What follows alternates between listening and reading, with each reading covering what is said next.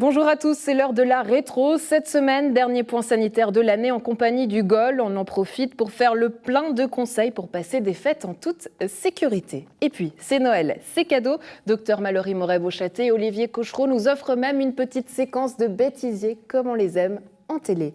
Mardi, on donnait la parole au municipal en charge de la promotion économique pour la ville de Gland. La municipalité souhaite venir en aide aux habitants en difficulté à cause de la pandémie Covid-19. Explication en plateau. Jeudi, vous le savez, ces journées dédiées aux élections communales. Cette semaine, honneur au Parti vert libéral de Nyon et à son municipal sortant, Vincent Acker. À Rolle, la course aux élections est également lancée. Premier tour de table entre la plateforme de gauche et de droite. Pour terminer, nous ferons un point sur les activités de cet hiver. Promis, vous saurez où acheter vos cadeaux de Noël, où skier, mais aussi où rencontrer le Père Noël.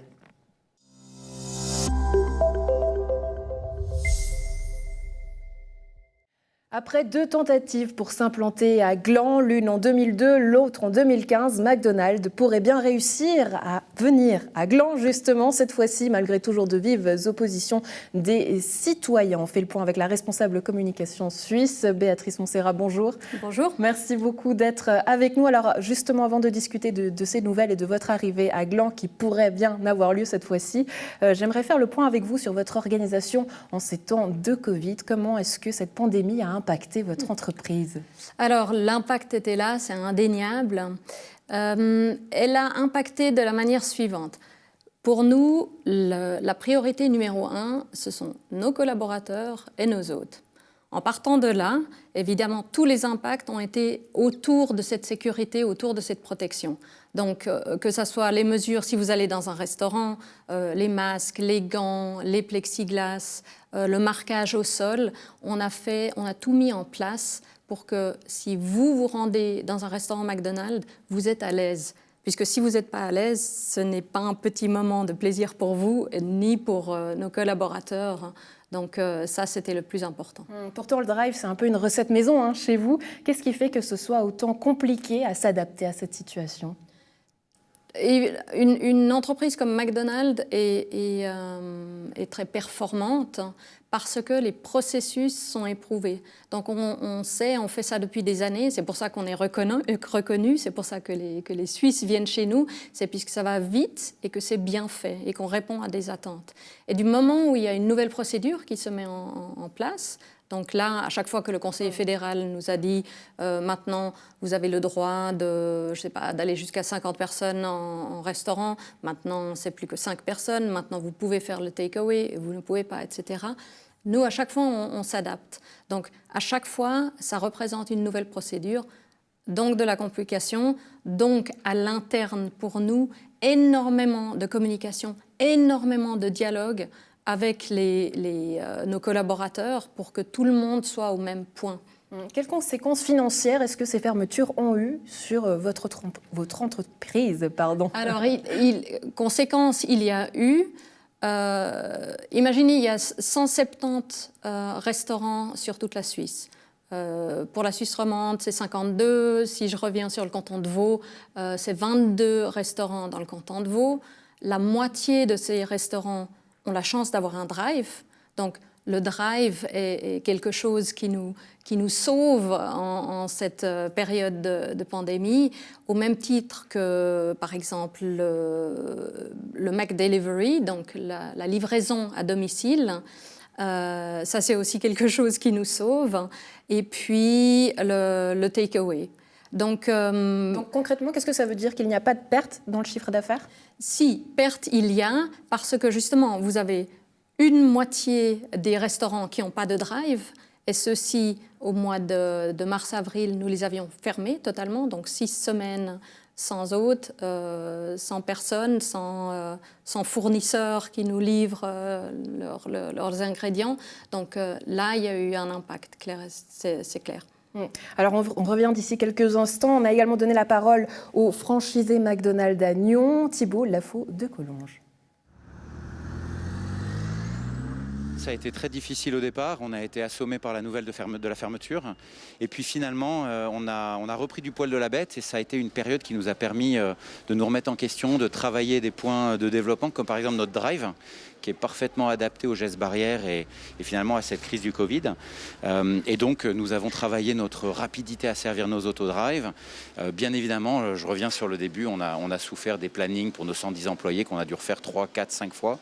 Mais la conclusion, c'est qu'on a beaucoup appris de cette crise et on a pu progresser sur des domaines sur lesquels on avait moins le temps de travailler.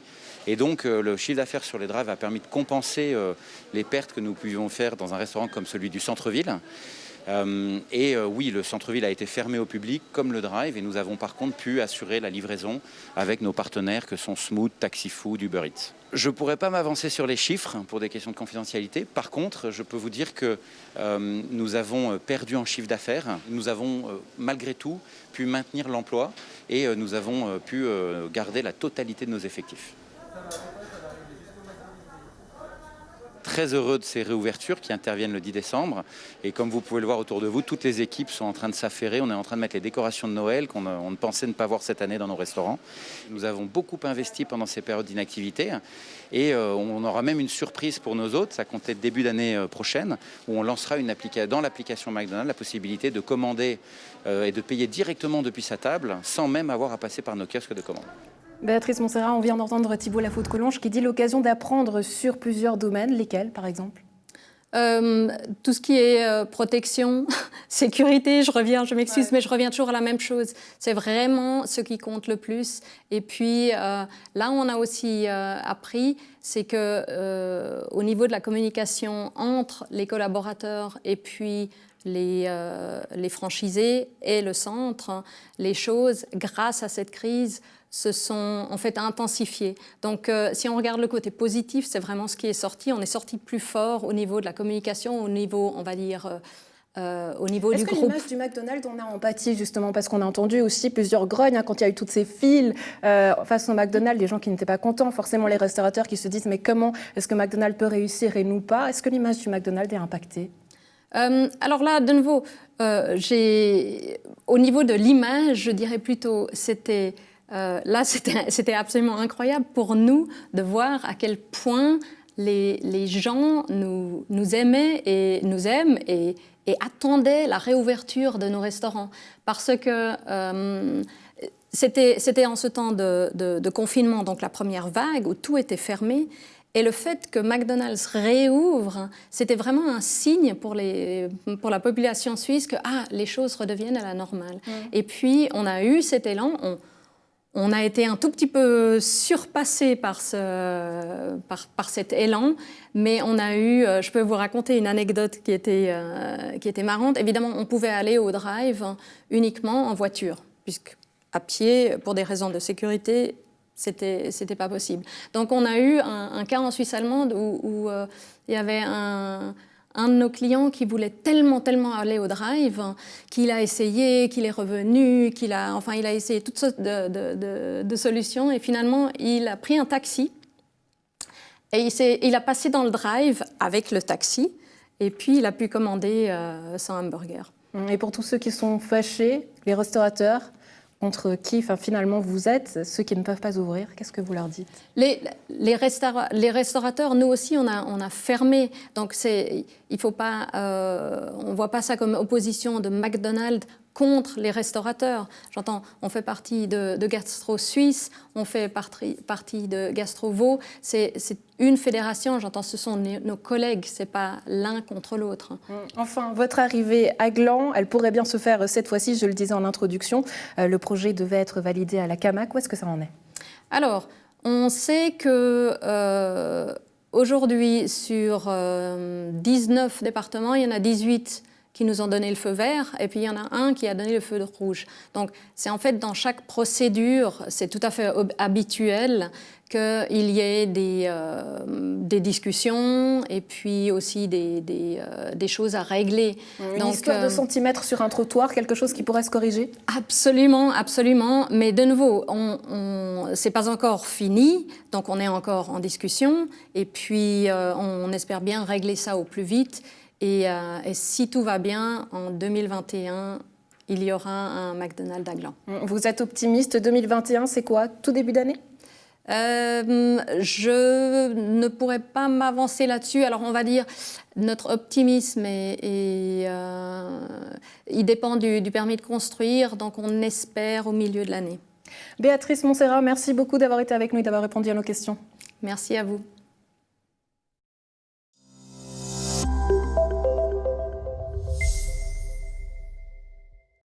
À quelques jours des fêtes de fin d'année, quelle est la situation sanitaire du côté de l'hôpital de Nyon? On fait le point avec nos invités. Docteur Mallory Moret-Beauchâtel, bonjour. Bonjour. Merci d'être avec nous. Olivier Cochereau, merci d'être avec nous. Bonjour. Bonjour. Alors, quelle est la situation à l'hôpital de Nyon?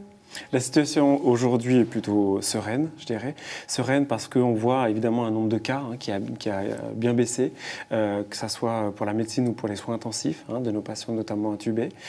Sereine parce qu'aujourd'hui, on voit qu'on maîtrise. La semaine dernière encore, on avait un nombre de patients qui était au-delà du pic de la première vague. Et pourtant... C'est environ le 7 novembre, donc on peut dire que le pire est passé justement si on commente ces chiffres. Tout à fait, tout à fait. Et aujourd'hui, finalement, même avec cette baisse, et pourtant ayant quand même quelques cas, je m'excuse. J'ai perdu. On a des mouflons au plateau, non, voilà, comme ça vous savez tout, mais on va continuer. Ils sont Covid compatibles, donc vous inquiétez pas, sauf si vous voulez un peu de gel dans la bouche. Docteur Mallory Beauchâtel, plus sérieusement, voilà, on a l'impression que finalement le canton de Vaud est un peu un îlot isolé où tout se passe bien par rapport aux alentours. De quel œil est-ce que vous voyez ça? Alors les choses se passent bien parce qu'on a fait en sorte que ça se passe bien grâce en particulier au fait qu'on a augmenté de beaucoup nos capacités d'accueil aux soins intensifs et en médecine. Alors les choses, elles se passent bien parce que tout le monde travaille pour, en fait.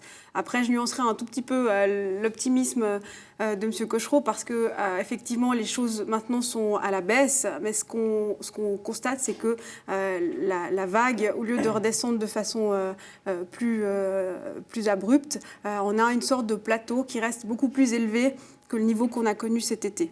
Et on voit que dès qu'on relâche un tout petit peu les mesures, les taux de contamination restent quand même élevés et on sait que une partie de ces patients vont finir à l'hôpital malheureusement et a fortiori aux soins intensifs. Donc on reste sur nos gardes, mais avec un niveau de fonctionnement qui est maintenant pratiquement celui qu'on a habituellement. Donc on peut revenir à nos marques habituelles, mais quand même avec toujours un œil sur les chiffres et sur ce qui peut nous attendre. Donc on est beaucoup dans l'anticipation des prochaines semaines sur une troisième vague ou alors un deuxième pic de la deuxième vague, on l'appelle comme vous voulez. Justement, c'est la grosse question qu'on se pose parce que plusieurs hôpitaux universitaires ont envoyé cette semaine une lettre, la semaine dernière à Alain Berset. Ils demandent justement des mesures plus strictes. Vous, comment vous préconisez ce passage de Noël où on va tous se retrouver, au fait? C'est vrai que c'est compliqué parce que les gens, ils ont besoin en fait de ça. Nous aussi, on a besoin de retrouver nos familles, d'avoir quelque chose d'un petit peu chaleureux et un peu spontané. Et c'est vrai que c'est difficile de demander aux gens de continuer à faire cet effort. Après, ce qu'on constate, c'est que quand les mesures ne sont pas strictes, la contamination ne baisse pas de façon aussi stricte. Et voilà, on l'a appris et c'est vraiment parallèle entre les mesures et le taux de contamination. Donc si on veut retrouver un niveau comparable à celui qu'on avait cet été et être tout à fait serein par rapport aux semaines qui suivent, alors il faut qu'on soit plus strict dans les mesures, mais tout ça a un équilibre assez subtil. Et encore une fois, je suis bien contente de m'occuper des patients et pas de ces décisions politiques qui sont extrêmement difficiles. Et moi, je comprends vraiment la population qui est lasse de tout ça et qui a envie un peu de légèreté et de joie, et les fêtes de fin d'année quand même s'y prêtent bien. Ouais, de retrouver une normalité et de faire ces fêtes au mieux qu'il soit. Justement, Olivier Cochereau, les règles à la maison, chez vous, qu'est-ce que vous allez appliquer?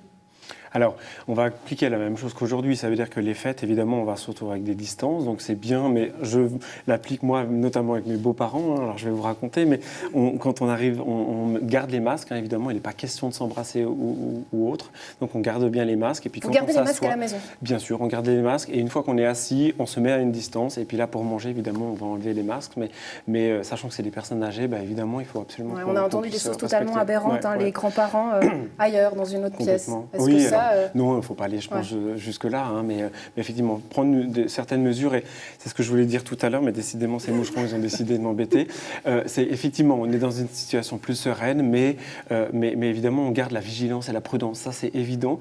Hier encore, en se promenant, j'ai vu qu'au bord du lac, les gens n'avaient pas les masques. Et ça, vraiment, c'est extrêmement important. Donc, on peut aller faire du ski, on peut aller faire les courses, mais toujours avec le masque et en respectant, évidemment, les règles d'hygiène et les distances. Ça, c'est extrêmement important. Si on ne veut pas que la troisième vague soit aussi volumineuse, j'ai envie de dire, que la deuxième. Ça, c'est clair. Le ski, parce que vous en parlez justement, ça vous inquiète. On sait que là, ça peut aussi surcharger les hôpitaux, plus d'accidents. Comment est-ce que vous vous préparez à tout ça ? Alors, on se prépare comme on a fait entre la première et la deuxième. Ça veut dire qu'on est prêt à tout moment à remonter notre dispositif d'accueil des patients surnuméraires, donc les patients Covid en plus. Voilà, maintenant, on l'a fait 2 fois. Donc, on est très au clair de ce qu'il faut faire pour une troisième éventuelle vague. Après, j'ai envie de dire... Quand les gens sont à l'extérieur sur les pistes de ski, c'est encore pas là le problème. Le problème, c'est les files d'attente, au restaurant. Et puis, si les gens respectent les distances, mettent les masques, il faut quand même qu'on puisse leur permettre d'avoir une activité à l'extérieur pendant l'hiver. Sinon, ça va être long jusqu'au printemps. Enfin, un mot sur les vaccins. Est-ce qu'il y a des nouvelles, Olivier Cochereau ? Alors, on a des nouvelles, oui. On a effectivement le canton qui nous a informé que les choses allaient arriver. Donc ça, c'est sûr. Nous, on a déjà réfléchi. On va essayer de trouver des mesures pour s'adapter assez rapidement, puisque c'est quand même un nombre inconsidérable de gens qu'on doit vacciner, et le plus rapidement possible, évidemment. Donc probablement fin janvier, en tout cas, les nouvelles devraient arriver par l'OFSP, qui va nous dire comment est-ce qu'on va pouvoir vacciner. Alors nous, la question, c'est est-ce qu'on va vacciner seulement nos collaborateurs, et quelle campagne de vaccination on va faire, parce qu'il va falloir motiver, évidemment, tout le monde à se faire vacciner. Et puis, à savoir c'est le gros enjeu, parce que finalement, on se pose toutes ces questions. Combien de temps est-ce que ce vaccin va être valable ? Enfin, comment est-ce que de quel œil vous voyez ça ? Vous êtes prêt à vous faire vacciner ? Est-ce qu'il y a un risque ? Alors, sans hésiter, nous, on se fait vacciner 3 fois, on a dit s'il faut, mais c'est sûr qu'on se fera vacciner. Oui. Alors, je pense que c'est la seule solution si on veut sortir de cette crise. Moi, je ne vois pas d'autre solution maintenant sur le plan médical pour qu'on puisse reprendre une vie vraiment normale, c'est-à-dire partir en vacances, boire des verres sur des terrasses, aller à la piscine sans masque, sans restriction. Et moi, j'y vois vraiment la seule solution. Après, il faut informer les gens, expliquer, et qu'ils puissent adhérer à cette campagne de vaccination. Et ça, c'est là, en fait, le travail. Pour les gens qui ont peur, je vous avoue, moi j'ai peur. Je me dis, mais qu'est-ce qui pourrait arriver ? Est-ce que c'est vraiment fiable ? Qu'est-ce que vous répondez ? Alors, moi, je fais vraiment confiance aux autorités sanitaires suisses qui ont martelé le fait qu'ils allaient respecter de façon stricte les mesures pour valider le vaccin en termes de sécurité, en termes de fiabilité. Et voilà, moi, je fais confiance en ces mesures. Et à partir du moment où le vaccin est validé, en plus, on aura un petit peu de recul par rapport aux autres pays qui l'ont utilisé. Je pense qu'il faut qu'on soit vraiment convaincu que c'est la meilleure solution pour reprendre une vie normale, ou alors on est vraiment décidé de garder cette vie pendant les prochaines années. Je crois que c'est ça qu'il faut se dire aussi. On doit participer collectivement aussi à faire en sorte que les choses elles avancent et elles évoluent. Si on ne se fait pas vacciner, alors on reste à la maison et puis on ne sort pas de chez soi. Donc, chacun a sa responsabilité et son rôle. Très bonne fête à vous, très bonne fête à tout le personnel de l'hôpital. Merci beaucoup d'avoir été avec nous. Merci à vous.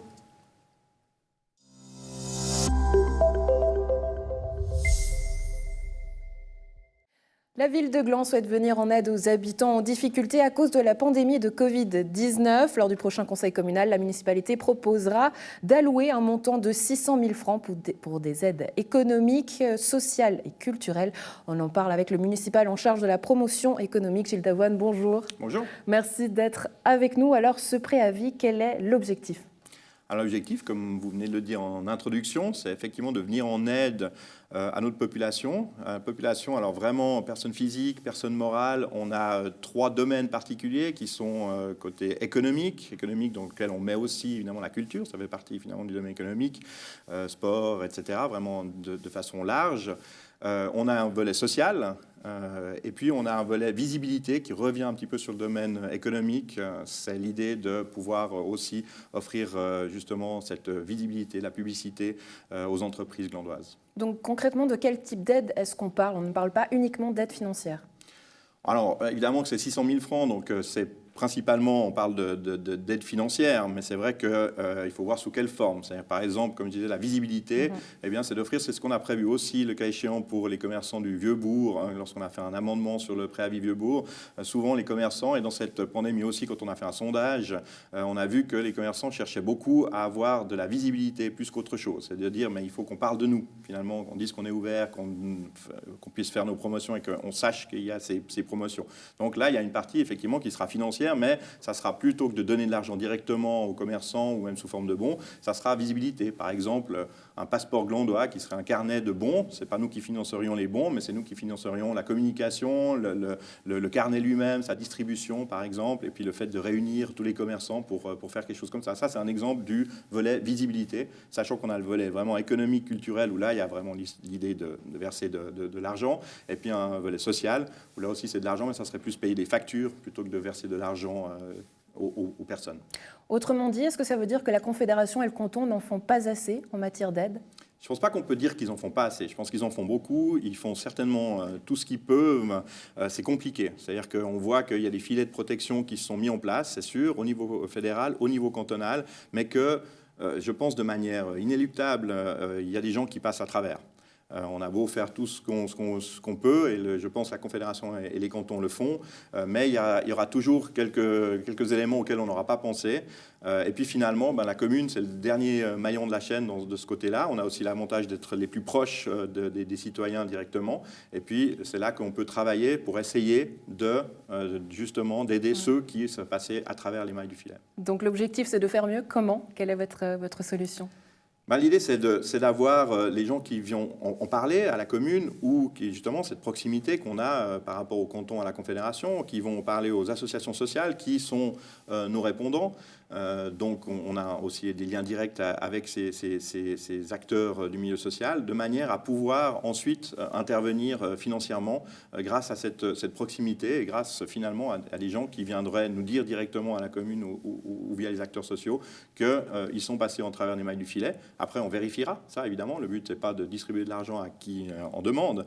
C'est évidemment de vérifier. Et puis, dans cette vérification, parfois, on s'apercevra aussi que certaines personnes pensent être passées au travers des mailles du filet, mais en vérité, ils pourraient bénéficier d'une autre aide que la nôtre. Dans ce cas-là, on les renverra et on les aidera aussi dans ce cadre-là, mais pas financièrement, pour obtenir cette aide à laquelle ils auraient droit. Donc, c'est-à-dire qu'il y a des critères d'éligibilité, lesquels ?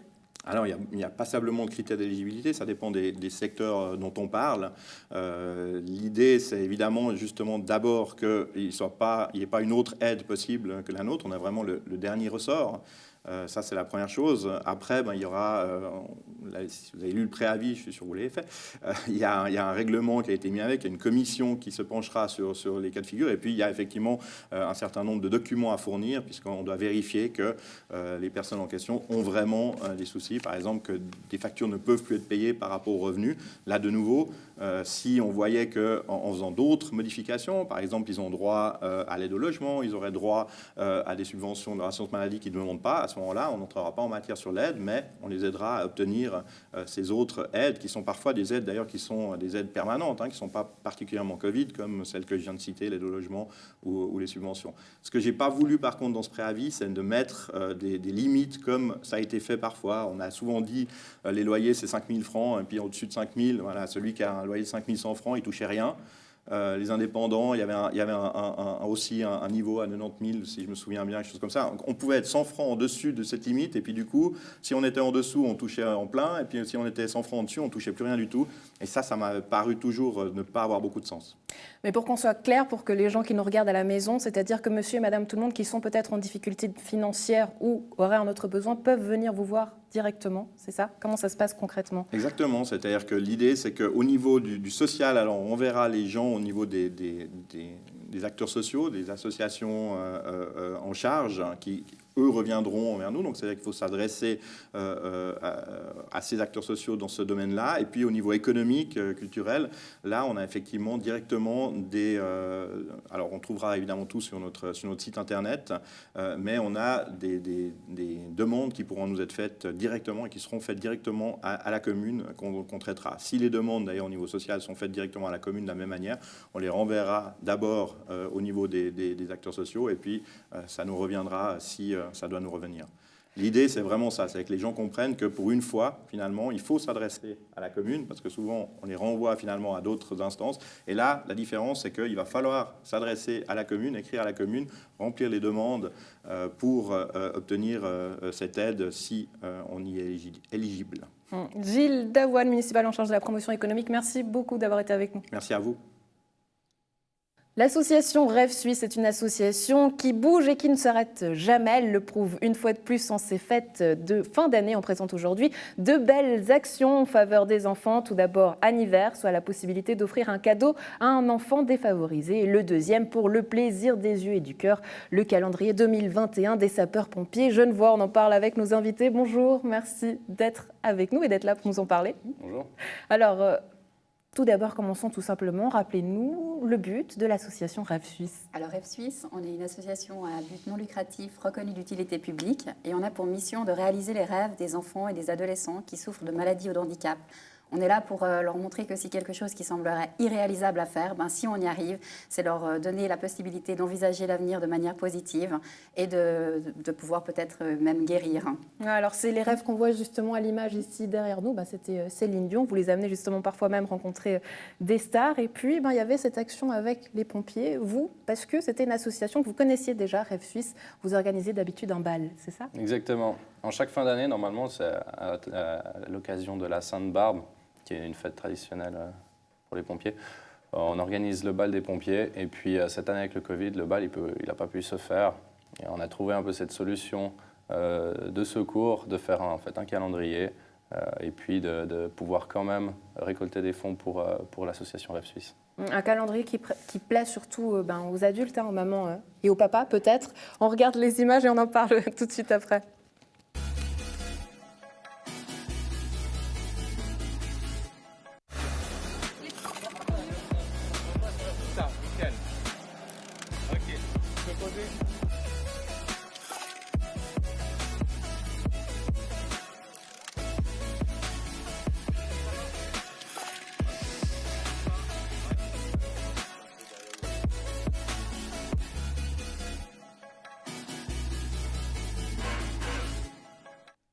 Alors, vous illustrez le mois d'août pendant que je le cherche, pour qu'on puisse vous voir à l'écran quand même, pour qu'on puisse voir si c'est vrai ou pas tout ça. Alors, comment ça s'est passé, ce tournage qui était quand même assez chaud?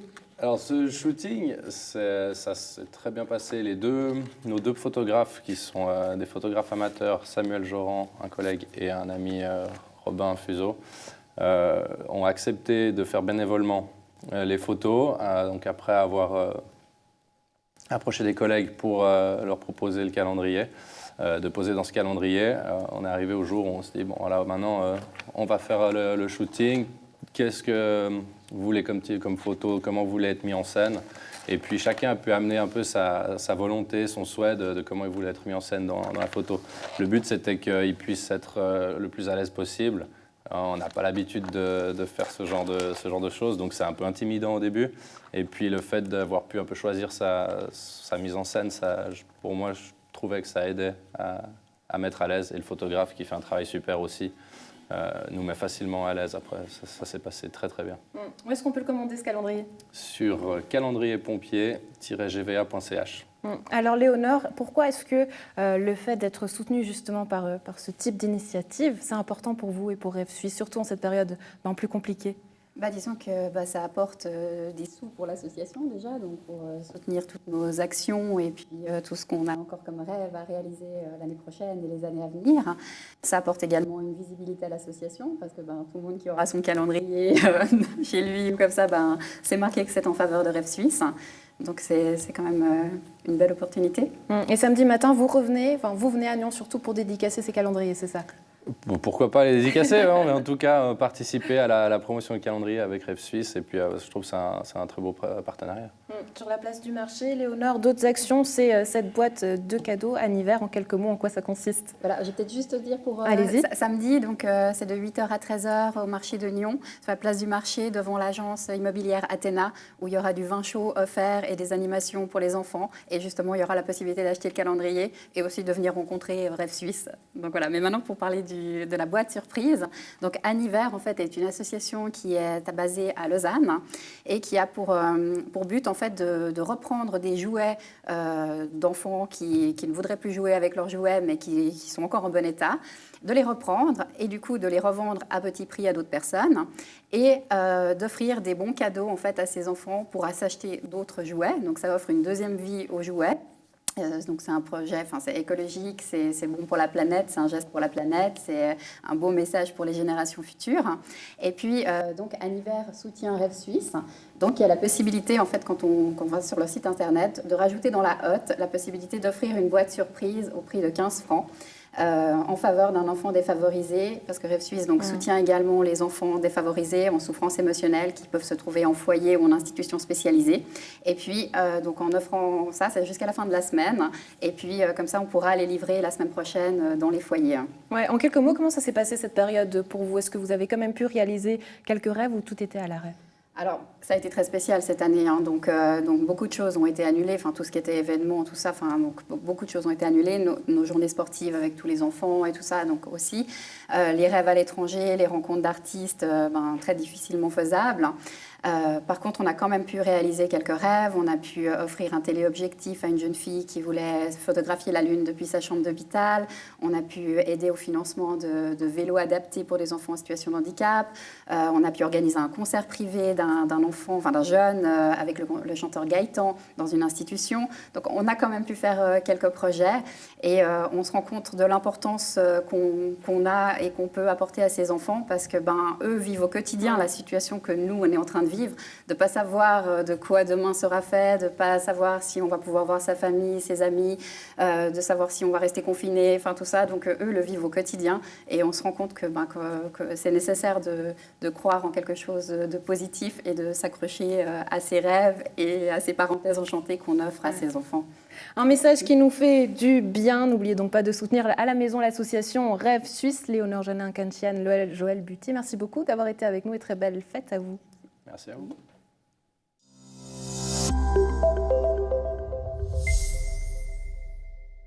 Lors de son prochain conseil communal du 17 décembre, Prangin se prononcera sur l'abrogation du règlement de la taxe régionale de séjour et des résidences secondaires. Une décision qui agite la sphère politique, d'autant plus que le syndic pranginois François Briand n'est autre que le président de Nyon Région Tourisme, Florian Cavalieri, lui a donné la parole. Prangin met le feu à la région en s'attaquant au financement de Nyon Région Tourisme via un préavis qui remet en question le financement sur les taxes de séjour. Alors, quel est ce mécanisme que Prangin propose d'abroger? Quel est donc l'objet de ce préavis? Alors tout simplement, c'est l'abrogation effectivement d'un règlement qui date depuis plusieurs années. Il a été créé en 2007.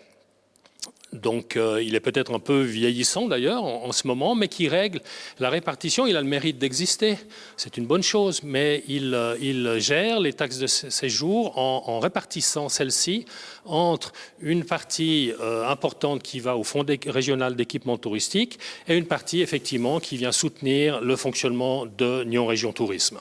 Voilà, en gros, sur la récolte des taxes de séjour, 85% vont à Région de Nyon et les 15% restent à la commune. En 2019, l'entier de cette somme a représenté près de 60 000 francs pour Prangin. Si ce préavis est accepté, est-ce dire que Prangin garderait l'entier de ces taxes dans la manne communale? Alors, absolument pas. Je crois que ce n'est pas l'idée, c'est au contraire. D'ailleurs, on a l'obligation d'utiliser ces taxes de séjour qui sont des taxes affectées à des fins touristiques. Donc on n'a pas le choix. La seule chose qui peut éventuellement être modifiée, c'est la répartition entre le soutien pour des projets régionaux, que Prangin n'abandonnera certainement pas, et le soutien à Nyon Région Tourisme. Et là, il y a une petite marge de manœuvre qu'on voulait laisser aux futures autorités, dans la mesure où c'est intéressant de le noter, ce règlement précise que lorsque vous devenez non membre de la région de Nyon, vous ne pouvez pas automatiquement continuer d'être affilié à ce règlement. Vous pourriez le faire moyennant une convention. Alors c'était la première option, et l'autre option c'était de l'abroger pour réfléchir à un nouveau règlement. Mais l'objectif, encore une fois, c'est de ne pas enlever un seul franc à la promotion touristique à l'échéance du 1er janvier 2023, puisque les 2 prochaines années seront totalement identiques à celles que nous venons de vivre. Oui, tout ça est lié donc à la sortie de Prangin de région de Nyon. Finalement, vous arrivez à la fin de votre législature, vous avez dit ne pas vouloir briguer un nouveau mandat, mais pourquoi montez-vous au front alors que vous auriez pu très bien laisser la future municipalité finalement décider dans un programme de législature? Il y a quelque chose qui change le 1er janvier prochain, c'est que nous ne ferons plus partie de la région de Nyon. Dès lors, on peut se poser la question légitime de savoir si on veut continuer de confier nos taxes de séjour à une association dont on ne fera plus partie. Première chose. Ensuite, par honnêteté vis-à-vis des futures autorités communales, dont je ne ferai plus effectivement partie, mais qui pourront se poser la question et mettre à plat un système qui pourrait être amélioré, voire être plus performant, et notamment soutenir un peu plus un office du tourisme régional. Je remarque au passage que pour promouvoir l'ensemble du district, le montant des charges pour promouvoir toute cette région est inférieur à 200 000 francs. Je pense, mais c'est un avis personnel, que c'est un peu insuffisant. C'est des choses qui pourraient évoluer avec l'analyse d'un nouveau règlement. Alors évidemment, ce préavis fait bondir Région de Nyon, dont le responsable du tourisme, Gérard Produit, au sein de cette association de communes, appelle tout simplement à votre démission. Alors quelle est votre position? Est-ce que vous réfléchissez à cette démission donc de la présidence de Nyon Région Tourisme? Alors, pour être tout à fait honnête, les déclarations par voie de presse d'ailleurs de mon collègue syndic de Coppet me laissent totalement indifférent. Ça fait 30 ans que je me suis engagé pour promouvoir le tourisme et de pouvoir imaginer un seul instant que je vais mettre en œuvre une stratégie pour diminuer les ressources à disposition pour promouvoir ce tourisme un peu à la fin de ma carrière, c'est faire preuve d'un état d'esprit pour le moins bizarre, pour ne pas dire ridicule. Je le regrette. Et je regrette d'autant plus que ça provient d'un syndic, encore une fois, qui prône la solidarité, mais qui, en l'occurrence, n'était pas très solidaire avec son collègue syndic. Est-ce qu'il vous a appelé pour discuter de ce préavis? Absolument pas. Absolument pas. Non, j'ai découvert ces grandes déclarations dans le journal, comme tout le monde. Mais encore une fois, j'y attache que peu d'importance et je vais vous faire une confidence.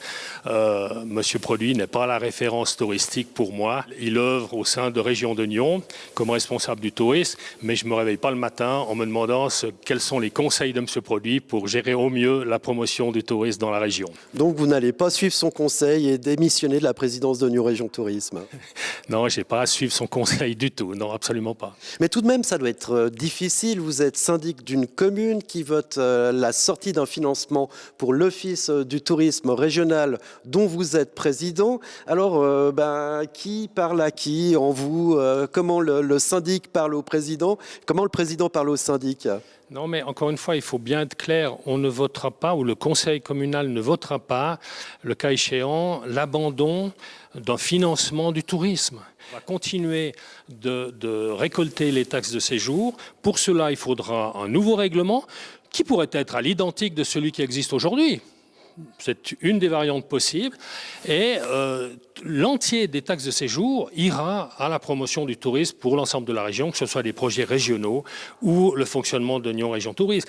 À aucun moment on veut réduire les finances de cette promotion touristique qui est extrêmement importante pour l'économie de toute une région. Alors, par exemple, ces fonds ont servi notamment à l'organisation des 20 ans du Musée national suisse. Et la sortie de Prangin de Région de Nyon est liée indirectement au Musée national suisse, puisque dès le 1er janvier, vous n'aurez plus de station en libre service. Ça fait quand même mauvais genre de promouvoir un monument national, d'être la commune hôte et de ne plus disposer d'infrastructures qui permettent justement ces flux de touristes. Étant donné qu'effectivement nous ne serons plus membres de Région de Nyon, ils nous ont informé que cette station de vélo en libre service serait désaffectée en début d'année, étant donné qu'ils donnent la priorité aux communes membres de Région de Nyon. nous avons immédiatement réagi et demandé de revoir cette position. On est dans l'attente d'une réponse de Région de Nyon, mais on ne peut que le déplorer. Mais ce n'est pas notre volonté, c'est une décision de Région de Nyon. Mais là, les dossiers s'accumulent pour Prangent cette fin de législature. Il y a le dossier de la sortie de Région de Nyon. Maintenant, c'est taxes de séjour. Il y a aussi eu des bisbilles, notamment avec Nyon, sur la RDU, sur des lignes de bus, sur des ponts. C'est compliqué, ces relations entre Prangent et ses communes voisines. Non, vous savez, dans le traitement de dossiers qui sont des fois relativement complexes, il ne peut pas y avoir que des accords. Et le ciel n'est pas toujours bleu comme on le souhaiterait. Mais je crois que dans l'ensemble, on arrive encore à traiter. On a des dossiers en commun qui avancent, qui se développent et qui se passent très très bien. Je crois qu'il ne faut pas peindre le diable sur la muraille, que ce soit au niveau de la région. Prangent participera toujours à des projets qui lui semblent intéressants. Et avec ses voisins directs, que ce soit Nyon, que ce soit à Gland, on aura toujours des dialogues qui vont perdurer, j'en suis persuadé.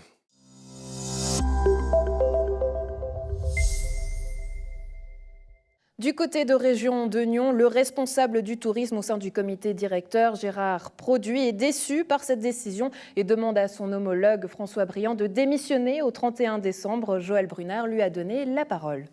Le syndic de Prangent, non pas pour sa casquette de syndic, mais plutôt pour ses compétences professionnelles, puisque c'est quelqu'un qui est très actif dans le domaine du tourisme et dont ses compétences ne sont pas remises en cause. Il se trouve que malgré tout, il a une casquette de syndic de Prangent, que c'est lui qui signe le préavis qui en fait qui va donc défendre l'idée de la municipalité de sortir on va dire, de l'organisation touristique que lui-même préside. Ça paraît difficilement compréhensible, difficilement tenable. Est-ce que, comme membre, on accepterait d'être dirigé par quelqu'un qui a défendu, en fait, l'inintérêt de cette structure ? Enfin, j'appelle ça scier la branche sur laquelle on est assis. C'est dommageable pour tout le monde. C'est surtout dommageable aussi, moi je pense, aux hôtels. Et sur Prangent, il y a des hôtels importants. Il y a le musée national.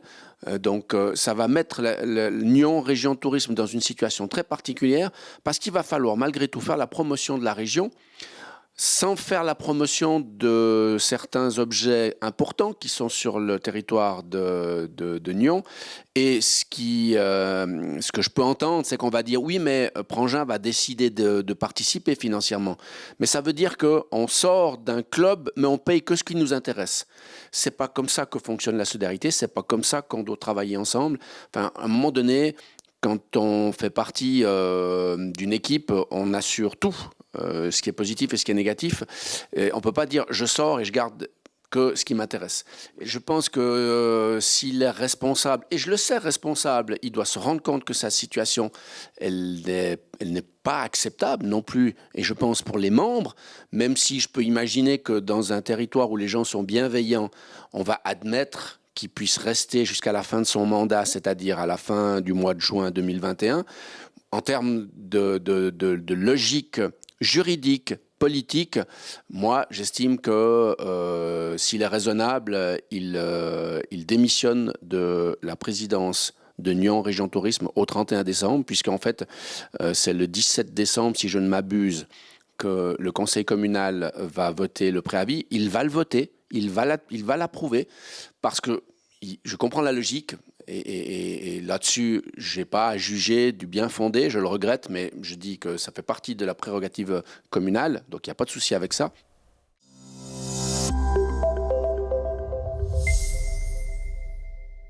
Place aux élections communales de mars. Cette semaine, honneur au Parti vert libéral de Nyon et à son municipal sortant, Vincent Acker. On en parle avec vous, Bernard Hultchi. Bonjour. Bonjour. Merci d'être avec nous. Vous êtes chef de groupe du Parti vert libéral nyonnais. Une place extrêmement convoitée que celle de votre municipal sortant, Vincent Acker. Comment vous expliquez que ce siège soit celui que tout le monde veut ? Alors, pour moi, je ne vois pas que ce soit lui particulièrement visé. Pourquoi lui ? Moi, ce que je vois, c'est qu'il y a une belle Une belle brochette. Brochette, merci, de candidats, des gens extrêmement compétents, des gens de valeur. Et je peux même dire que pour certains, j'apprécie et j'ai du respect pour eux, tout parti confondu. Simplement qu'il y a plus de candidats que de sièges. Alors évidemment, les places seront chères. Je pense que ce qui colle à Vincent comme étiquette, c'est que c'est les élections 2016 où il arrivait comme petit nouveau, sans expérience et autres, et ça doit lui coller à la peau. Mais maintenant, aujourd'hui, c'est plus le cas. C'est un candidat qui est totalement légitime.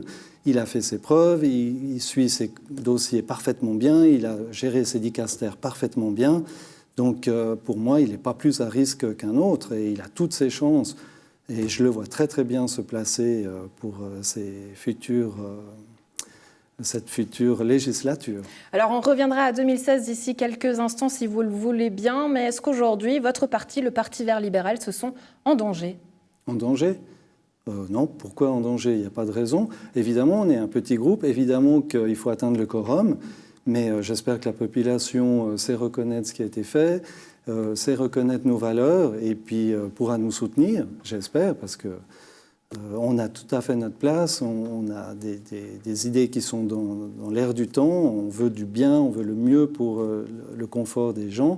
Et donc, j'espère qu'on sera là et je compte bien être là et pouvoir continuer à servir pour le citoyen. Alors, j'aimerais qu'on analyse un peu cette situation ensemble, puisque finalement, ce siège est un peu le pivot de toutes ces élections. Si vous vous retrouvez dans la même situation qu'en 2016, justement, Sacha Soldini, Vincent Acker, il est probable que Sacha Soldini, cette fois-ci, ne se retire pas, ne refasse pas ce pas-là. Est-ce que vous seriez prêt à... Est-ce que Vincent Acker serait prêt à se retirer? J'imagine que non. Donc, quelle est la solution finalement? Il n'y a pas de raison qu'à sortir. Alors d'abord, je ne vois pas qu'on sera dans cette condition. Je vois plutôt d'autres qui seraient plus à risque que Vincent. Je ne vois pas la condition. Mais effectivement, si on était dans cette situation, ça va jouer surtout au nombre de voix. Qui a le plus de voix? Mais je ne vois pas que Vincent se retire. Il n'y a aucune raison qu'il se retire. Du moment qu'il a des voix confortables... et puis qu'il est en tête, il n'y a pas de raison qu'il se retire. Il va pourtant falloir trouver des solutions. 10 candidats, vous le disiez, pour 7 places. Donc aujourd'hui, quelle serait la meilleure solution s'il fallait choisir? Est-ce qu'on peut prendre par exemple le cas des Verts? On sait qu'aujourd'hui, il y a une vague verte. Est-ce qu'on vote plus vert ou vert libéral? C'est un peu prématuré pour le dire. Aujourd'hui, par rapport à la stratégie employée au deuxième tour, alors vraiment, c'est une élection de personnes plus que de partis. Donc il faudra analyser le nombre de voix et c'est vraiment pour moi le nombre de voix qui dira si ça vaut la peine d'aller de l'avant ou s'il fallait se retirer parce que c'est le bon sens. Mais là, vraiment, c'est prématuré d'en parler aujourd'hui. Aujourd'hui, on sait que les partis peinent aussi à recruter. Le Vert libéral est aussi en minorité au sein du Conseil. Est-ce que c'est votre cas? Vous avez pu recruter d'autres personnes ou pas? Oui, alors effectivement, on a de la peine à recruter parce que les gens ont de la peine à s'investir pour une cause, d'autant plus en politique, c'est pas forcément facile, c'est pas forcément drôle de consacrer du temps sur la vie privée pour le bien de tous, hein, c'est pas évident. Donc oui, on a de la peine à recruter, mais alors j'ai des bonnes surprises, j'ai des noms qui se sont présentés, enfin des personnes connues d'ailleurs qui se sont présentées spontanément, qui viennent rejoindre, compléter notre liste et je suis très confiant pour la suite de la législature. Une autre surprise qui pourra arriver, en tout cas c'est ce que les bruits de couloir nous disent, c'est celle de David Sogi. Comment est-ce que vous seriez prêt à accepter ou non s'il se présentait? Alors c'est intéressant parce qu'aujourd'hui c'est effectivement des bruits de couloir. Moi en tant que chef de service, je n'ai pas été contacté par M. Sogi. Il ne m'a pas exprimé son souhait de rejoindre le parti. Donc pour le moment c'est que des bruits de couloir.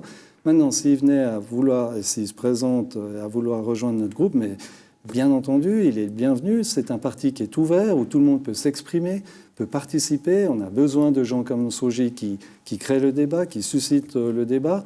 Donc, il sera le bienvenu. Ça ne remettrait pas encore un peu plus en question la place de M. Vincent Acker? Par rapport à la municipalité? Exactement. Déjà qu'il commence comme conseiller communal au sein de notre parti, qui défendent nos valeurs, et puis pourquoi pas par la suite. Dans les grandes lignes, pour qu'on puisse rentrer un peu plus en matière concernant le programme de cette prochaine législature, le programme du Vert libéral, à quoi est-ce qu'il va ressembler? Alors, je n'ai pas un lapin qui sort d'un chapeau magique. Nous, la politique, on l'a fait de jour en jour. On ne la fait pas juste avant les élections. Je n'ai pas de promesse électorale à vous faire. Nous, c'est sur la longueur. On est justement discret. On nous connaît mal parce qu'on est discret. On n'a pas de coup d'éclat à faire. Nous, on a des axes, on a des valeurs qui sont évidemment l'environnement en priorité.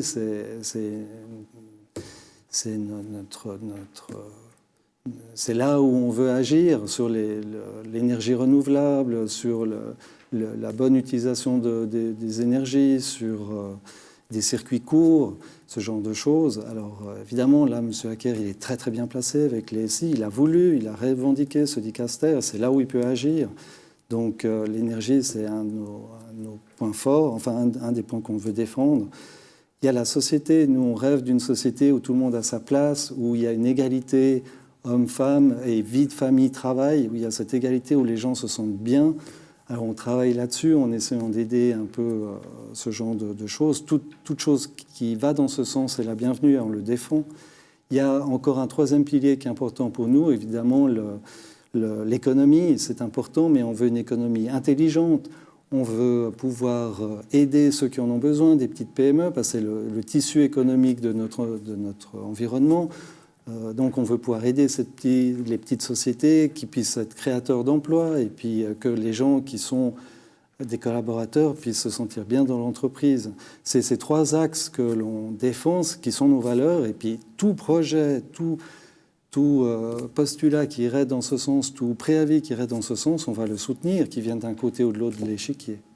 On a parfois l'impression, en vous écoutant, que c'est aussi des valeurs qui sont prônées par la gauche. Si cette municipalité, justement, basculait du côté gauche tout en gardant votre municipal, Vincent Acker, est-ce que ça serait une solution qui vous conviendrait, malgré du fait d'être de droite? Mais alors, de droite, c'est peut-être que le mot libéral, et encore dans libéral, c'est juste pas faire du bénéfice et du profit, mais juste le droit de créer quelque chose, le droit de démarrer une entreprise. Donc, bien sûr, le projet du moment qui va dans nos valeurs, qu'il soit de droite ou de gauche, on va le défendre de toutes nos forces. C'est pas parce qu'il viendrait de gauche qu'il est mauvais, et c'est pas parce qu'il viendrait de droite qu'on le supporterait plus ou mieux.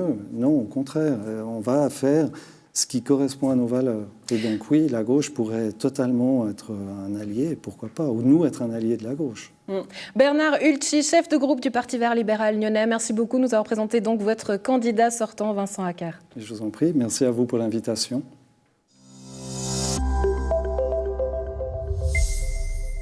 Toujours dans le cadre des élections communales de mars, on s'intéresse à présent à Rolle. Premier tour de table avec nos invités. Lucia Souva, conseillère communale et porte-parole de la plateforme Gauche Rose Verte. Bonjour, merci d'être avec nous. À vos côtés, Arthur Petit, président du groupe PLR Rolle et chef de campagne pour le centre-droite. Bonjour, merci d'être avec nous.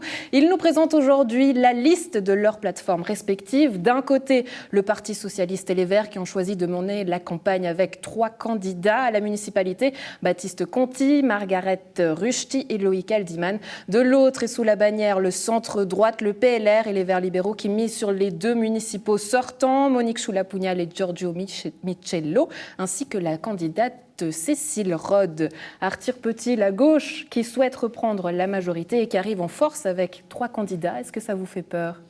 Alors bien évidemment, parce que c'est 3 candidats avec des forces, un municipal sortant. Maintenant, c'est à nous de faire le travail, d'aller convaincre la population. Et puis le résultat sera le 7 mars et c'est là qu'on verra qu'est-ce que la population aura décidé. Alors, objectif pour la gauche, donc reconquérir la majorité à la municipalité, une majorité largement reprise par la droite lors de l'élection complémentaire de novembre et avec le départ de Cédric Echenard, avec l'élection de Giorgio Michello, justement. Quelle est votre stratégie ? Je pense évidemment prendre le siège qui se libère de Françoise Tecon et Bayzen, mais encore... Alors oui, bonjour. Effectivement, la stratégie de la gauche, elle est simple, c'est regagner la majorité de gauche à la municipalité avec un ticket uni et solidaire, 3 candidatures de qualité, comme vous l'avez dit, Baptiste Conti, Margaret Ruchti, Loïc Aldiman, 3 candidatures fortes, jeunes et engagées pour une stratégie qui est claire, qui est regagner la majorité à la municipalité à Rolle. Mais non seulement vous avez perdu cette majorité, mais vous avez perdu aussi un allié de taille, j'ai envie de dire, votre syndic, Denis Jacquet. Alors, il ne s'est pas encore prononcé, mais s'il le fera, c'est de manière indépendante, puisque vous avez séparé vos chemins. Est-ce qu'on peut dire qu'à Rolle, le PS peine à convaincre ? Non, je ne pense pas. Au contraire, aujourd'hui, nous vous présentons ces 3 candidatures, comme j'ai dit, expérimentées, avec des parcours irréprochables, avec une grande complémentarité entre les 3. Le municipal sortant, M. Loïc Aldiman, dont le bilan n'est plus à démontrer. C'est le travailleur social de proximité qui a pu être engagé, c'est la maison des associations, c'est des places de crèche qui ont été rajoutées. Margaret Rushti, qui est une entrepreneure basée à Rolle, connue aussi sur la place économique à Rolle. Elle a été ancienne présidente du GREC, donc je pense que sa force n'est plus à démontrer également. Et Baptiste Conti, conseiller communal vert et cofondateur des Verts de Rolle, qui est éducateur spécialisé auprès de mineurs. Et donc, il a aussi cette écoute et cette compréhension très fine du tissu social à Rolle. Et c'est donc avec ces 3 personnalités dynamiques que nous saurons convaincre la population rolloise de nous faire confiance et de reconquérir la majorité de gauche à Rolle. Du côté du centre droit, 2 municipaux sortants, Monique Choula-Pugnal et Giorgio Michello, puis une nouvelle candidate qui symbolise cette alliance avec les Verts libéraux, mais qui remplace aussi votre municipale sortante, Françoise Tecoin-Ebaïzen. Pourquoi ce départ et cette stratégie de renouvellement avec Cécile Rhode ? Alors déjà, simplement, comme Mme Tecon l'a mentionné, elle a voulu effectivement que la relève se présente. Ça fait 12 ans qu'elle était à l'exécutif. Donc pour elle, c'était important justement de ce renouveau. Maintenant, on a voulu effectivement s'allier avec les Verts libéraux. Ça nous semblait logique que puis vu que la droite, quand la droite part unie, on l'a vu pour l'élection de M. Michello, elle gagne. Simplement parce qu'elle arrive à convaincre les Rollois. Maintenant, quand on part dissocier, c'est beaucoup plus compliqué. Ça montre effectivement qu'on a peut-être certaines divergences. On a réussi à mettre sur la table ces divergences, l'expliquer et partir avec un programme commun. Et on espère vivement, et on est même convaincu qu'on arrivera justement à maintenir cette majorité. Avec quelle force, quelles sont les forces de vos candidats ? On a entendu justement les forces du côté de la gauche et pour la droite. Alors pour le cas, vous avez Mme Monique Choula-Pugnal, je dirais que sa force n'est plus à démontrer. Elle vit Rolle, elle adore Rolle, elle est prête à tout faire pour sa ville. Vous avez M. Michello qui lui est engagé sur tous les fronts sur le point de vue associatif, que ce soit pour le sport, pour les associations locales. Et vous avez effectivement Cécile Rhode qui arrive avec sa jeunesse, sa fougue, conseillère communale maintenant depuis toute la législature, ingénieure biomédicale, je veux dire, elle connaît très bien ses dossiers, elle est brillante, elle n'aura aucune peine à convaincre les Rollois. Alors, sachant que le dossier brûlant dans votre commune, c'est évidemment les finances, je pense que vous serez d'accord là-dessus. Si je prends l'exemple du dernier conseil communal, le PLR a perdu un vote qui concernait notamment la participation à la vie à l'initiative SOS Commune et qui entendait modifier la répartition de la facture sociale, et ce, malgré une municipalité de droite et une majorité au législatif. Arthur Petit, comment la droite compte sortir Rolle de cette impasse financière ? Alors, il y a plusieurs aspects. Comme vous le dites, effectivement, il y a ce combat mené par la municipalité depuis plusieurs années, justement pour une juste répartition de la facture sociale. Et il y a la question de la péréquation qui est sur la table. Je veux dire, on a vu effectivement que la municipalité engage en justice contre le canton pour démontrer, je dirais, l'aberration du système actuel. Par rapport à l'initiative SOS Commune, de toute manière, vu la réponse du Conseil d'État sur une interpellation justement du PS par rapport justement à la légitimité de soutenir une initiative pour une municipalité, on n'aurait pas pu le faire. Donc finalement, c'est un mal pour un bien de ne pas l'avoir, je dirais, officiellement soutenu. Maintenant, mais aujourd'hui, sans une hausse d'impôts, est-ce que c'est possible tout ça ? Alors, avant toute hausse d'impôts, je dirais qu'il faut prioriser. Il faut avoir, je dirais, une vue d'ensemble sur les finances. Il faut vraiment, c'est ce que la population attend en cette période de crise. Il semblerait aberrant, je dirais, d'ouvrir l'arrosoir, de lâcher les subventions à tout va, et ensuite justement venir avec une hausse d'impôts pour financer ces nouvelles subventions. La population attend justement une exemplarité, une gestion, je dirais, vraiment à long terme de ces finances qui nous permettra de sortir de cette crise. Est-ce que Giorgio Michello sera prêt à reprendre justement le dossier des finances cette fois-ci ? Alors, je dirais qu'il va falloir d'abord attendre le résultat du 7 mars pour voir effectivement qui sortira vainqueur de cette élection. Et c'est à ce moment-là, je dirais que les dicastères pourront peut-être ou pas être remaniés. Mais il est clair que si la droite devait avoir la majorité, on serait prêt à assumer l'ensemble du dossier des finances. Lucia Souva, au cœur du programme PS, 3 axes majeurs, mais vous ne parlez pas des finances qui sont pourtant au cœur aujourd'hui du problème. Est-ce que le social n'est pas finalement victime de ces conditions financières ? Comment vous le voyez, cette situation ? Alors vous avez très bien fait de poser la question à Monsieur Petit, parce qu'effectivement, la question des finances est une problématique de droite. Nous, ce que nous voyons, c'est que le chemin choisi aujourd'hui par... Mais quelque part, c'est vous passer la patate chaude, parce que cette question des finances, elle concerne tout le monde. La stratégie choisie pour la facture sociale de la droite est vouée à l'échec. Clairement, c'est vendre du vent aux Relois, et c'est leur faire croire qu'ils auront une facture qui sera retranchée, ce qui ne sera probablement pas le cas. Mais nous, ce que nous voulons au sein de la gauche, c'est parler d'avenir, parler positif. Et ce que la plateforme de gauche proposera, c'est de travailler sur la réforme de la péréquation intercommunale. Ce sera l'élément central qui devra être travaillé pour être un outil au service des communes, au service de l'amélioration de la situation financière des communes.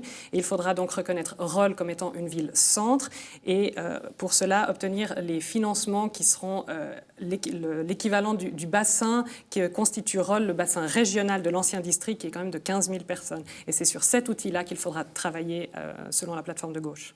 Lucia Suva, Arthur Petit, merci beaucoup de nous avoir présenté donc vos plateformes de gauche et de droite. Pour répétition des candidats justement du côté de la droite, Verts, libéraux et PLR, donc les deux municipaux sortants, Monique Soula-Pugnal, Giorgio Michello, ainsi que la candidate Cécile Rode. Et pour la gauche, Rose Verte, du côté des candidats, Baptiste Conti, Margaret Ruchti et Loïc Aldiman.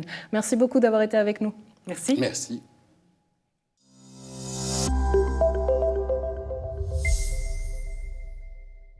Les skieurs pourront-ils profiter des pistes lors de la période des fêtes? Le point de situation sur le domaine skiable franco-suisse et dans la région avec Pierrick Camizet, directeur d'exploitation de la société de gestion de la station des Rousses, et Gérard Produit, responsable du tourisme de Région de Nyon. On est au pied du massif de la Dôle, qui est un massif situé sur le territoire suisse. Et de l'autre côté, on a le massif des Tuffes, qui est un massif sur le territoire français.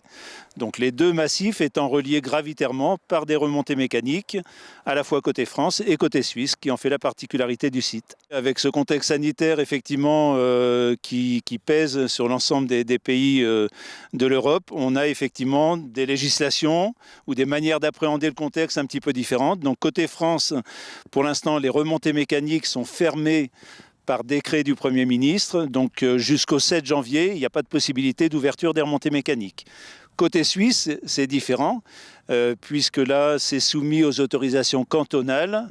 Il y a des possibilités d'ouverture, mais qui sont soumises à la validation d'un plan de protection Covid, d'un concept de protection Covid, qui doit être validé par les autorités cantonales. Et c'est l'objet de la réunion qu'on a eue sur site aujourd'hui. Donc, est passé l'état-major de conduite cantonale qui est venu auditer le plan de protection Covid qu'on lui a soumis.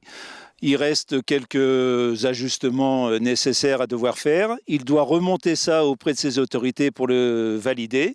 Et donc ensuite, nous transmettre cette autorisation. Donc pour l'instant, on est en attente, effectivement, du retour de l'audit qui a eu lieu aujourd'hui. Alors les points de vigilance sont effectivement liés au regroupement de personnes, donc éviter tout ce qui est concentration.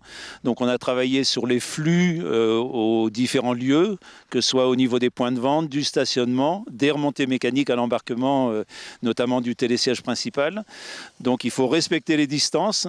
1,50 m entre chacun, le port du masque qui est obligatoire effectivement sur toutes les remontées mécaniques et tous les points de concentration, et puis beaucoup d'affichage pour appeler les gens à la vigilance, au respect de ces consignes, de manière à ce qu'on puisse préserver la santé de chacun. Ils nous ont dit en tout cas que le plan de protection correspondait tout à fait à ce qui était demandé. On ne va pas devancer ou présager de ce qui va être la possibilité. On espère bien sûr que l'autorisation nous soit transmise, mais encore une fois, on est soumis en deuxième rideau aux possibilités d'enneigement qui sont quelque peu précaires, c'est vrai, en ce moment-là. Le domaine Jura-sur-Léman est un domaine certes alpin. Si toutefois les remontées mécaniques, pour X raisons, ne pouvaient pas ouvrir, il y a tout à fait possibilité d'organiser des pratiques de neige. Les gens qui viennent beaucoup en famille à Noël sont là pour effectivement apprécier les joies de la glisse sous diverses formes. Donc il y aura des pistes de luge, il y a du ski de randonnée possible, des balades en raquettes. Donc en termes de superficie et de nombre de pistes, on sera forcément plus limité. C'est effectivement une frustration pour nous, puisque de gros investissements ont été réalisés cette année de part et d'autre de la frontière, avec donc côté français 2 télésièges qui sont venus, dont celui-ci qui permet de remonter plus facilement en France. Et côté suisse, il y a des investissements qui ont été consentis sur l'aménagement du parking et un futur bâtiment qui devrait s'implanter pour l'an prochain. Ce qu'il faut dire, c'est qu'on le regrette, mais il y avait un abonnement à tarif unique pour l'ensemble du domaine skiable qui va être particulièrement attractif, puisqu'en fait on relie la partie française de la partie suisse, puisque cette année il y a eu la création d'un télésiège. Alors évidemment, compte tenu de la situation sanitaire et de son impact, ça sera principalement le télésiège de la Dôle, mais donc il sera possible de skier sur le secteur suisse. Et puis ce qui me semble important surtout de rappeler aux familles, c'est que pour les enfants, le moins de 12 ans, Saint-Sergue, sur les 2 pistes de Saint-Sergue, il sera gratuit. Donc en fait, les enfants skient gratuitement, ce qui devient particulièrement intéressant pour les familles qui souhaitent à moindre coût s'adonner à la pratique du ski.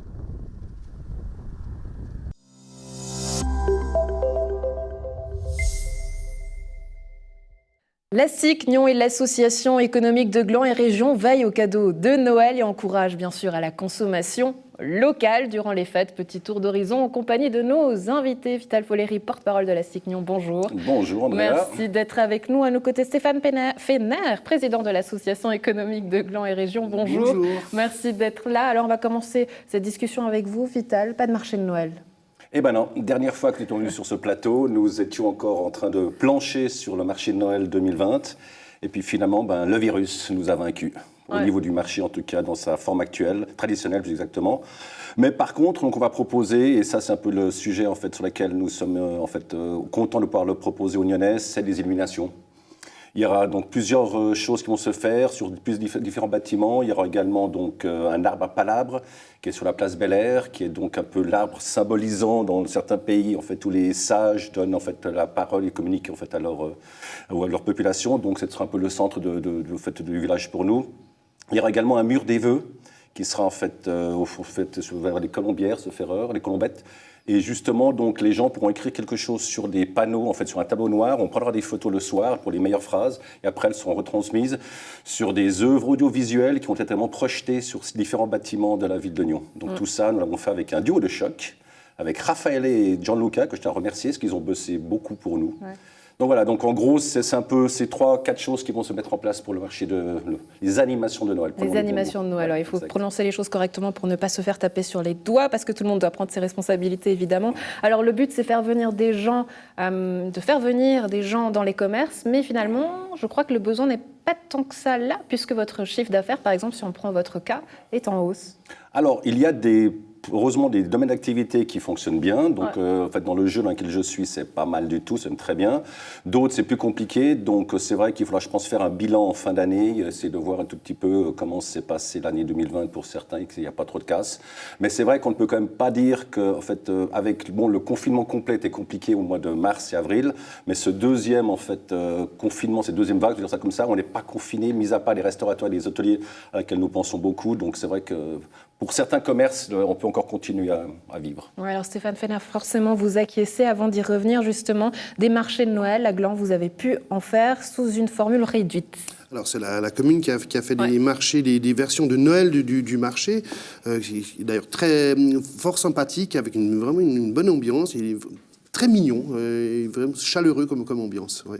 Est-ce que vous souhaitez faire justement d'autres activités pour soutenir ces commerçants, ou quelle est votre stratégie pour l'association économique de Gland et Région? Alors, l'association voulait mettre sur pied des animations par quartier, ce qui n'a pas été possible avec ces règles et tous ces changements de règles continus. Mais c'était vraiment l'idée de créer, puisque Gland est étalé en termes géographiques, de créer ces rencontres par quartier et mettre en avant justement les commerces par quartier, les commerces et entreprises. Donc ça, ce sera pour l'année prochaine. Si on revient un peu en arrière, votre association avait créé tout un site de soutien où des bons étaient possibles à l'achat pour ces commerces. Oui. Vous aviez également fait un sondage. Ce qu'il en ressort, et c'est très intéressant, c'est que ces commerçants, ils n'ont pas forcément besoin de soutien, mais surtout de visibilité. Tout à fait. Alors c'était très intéressant. C'est un sondage qui a été fait conjointement avec la ville de Gland. Et les résultats étaient surprenants dans le sens où très peu d'aide financière était demandée, mais plutôt de la visibilité. En fait, les commerces en particulier, mais les entreprises en général, recherchent plutôt de la visibilité, recherchent plutôt des solutions innovantes pour leur donner de la visibilité. Vital Follery, j'imagine que c'est un propos que vous rejoignez, puisque la Cicgnon a mis en place aussi une série de vidéos qu'elle diffuse sur Internet. Donc cette visibilité, les commerçants en ont besoin. Exactement, tout à fait. C'est fait partie de la communication du comité transitoire de la SIC. Être beaucoup plus visible, et donc automatiquement, nous prenons, en fait, avec ça, nous prenons nos membres qui ont droit à des mini-vidéos quand on les met sur Facebook. Et également, nous, en fait, on fait en place aussi les fameuses soirées de réseautage que nous avions commencé, qui avaient très marché. Là, je me répète par rapport à la dernière fois. Mais j'avais quitté le plateau en disant que c'était quelque chose qui allait se recommencer. On espère qu'en 2021, on va pouvoir recommencer rapidement parce qu'il y a beaucoup de succès et on a beaucoup de demandes. On a également donc des nouveaux membres qui viennent à la SIC. Donc on est plutôt maintenant dans une espèce de positif, donc pas les tests. Hein. Je l'ai vu celle-ci. Dans le positif au niveau donc, du nombre d'adhérents donc à la SIC de Nyon. Donc Manor revient aussi, donc ils nous ont contactés. Donc pour l'instant, on fait carton plein par rapport, je pense aux besoins des commerçants et se regrouper pour être justement tous ensemble dans cette période un peu compliquée. Solidaire. Solidaire. De quoi remplir la hotte du Père Noël à bon escient. Vous me disiez quelque chose de très intéressant en préparant cette interview. C'était que l'idée, c'était de faire de Gland un centre commercial virtuel. Expliquez-nous ça. Oui, alors il y a beaucoup de projets, beaucoup d'idées qui sont discutées au sein de la commune, au sein de l'association et conjointement.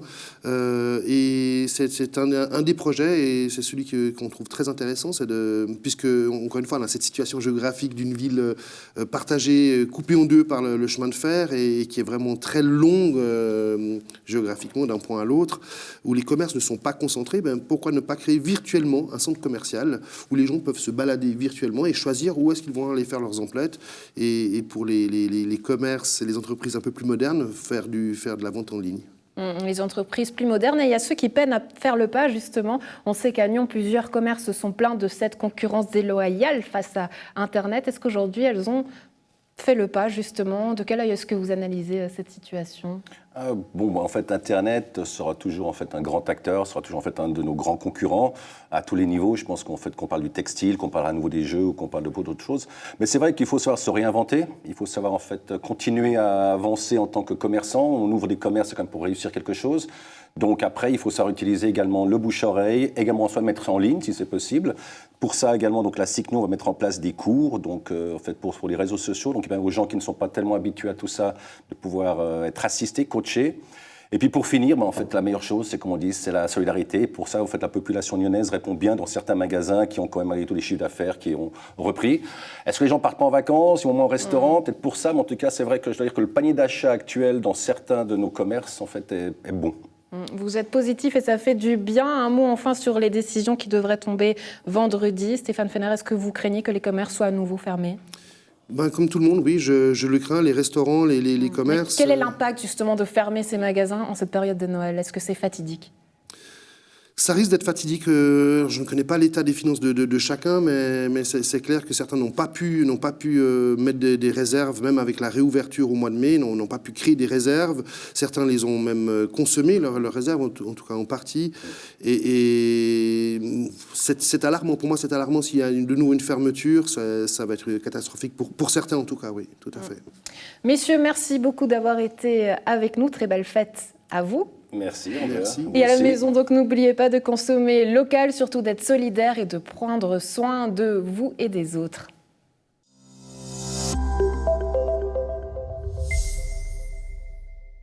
C'est tout pour la rétro de la part de toute la rédaction. Je vous souhaite d'excellentes fêtes de fin d'année. Prenez soin de vous, prenez soin des autres. On se retrouve à partir du 4 janvier.